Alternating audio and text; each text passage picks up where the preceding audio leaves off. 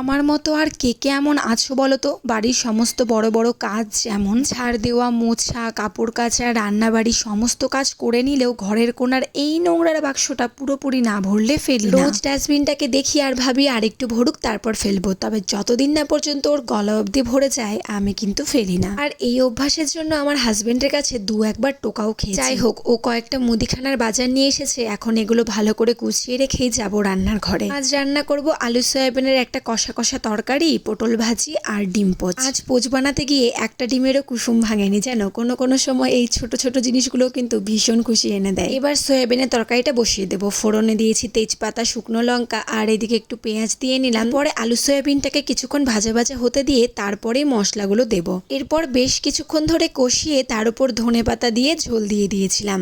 এভাবে রান্না করলে সয়াবিনের তরকারির স্বাদটা দুর্দান্ত আসে, একেবারে মাংসের মতো। এখন খাওয়া দাওয়া করে বেরিয়ে গেছি কম্পিউটারের জন্য। ভিডিওটা আজ এখানেই শেষ করছি। ভালো লাগলে লাইক করে দিও আর সাবস্ক্রাইব করে পাশে থেকো।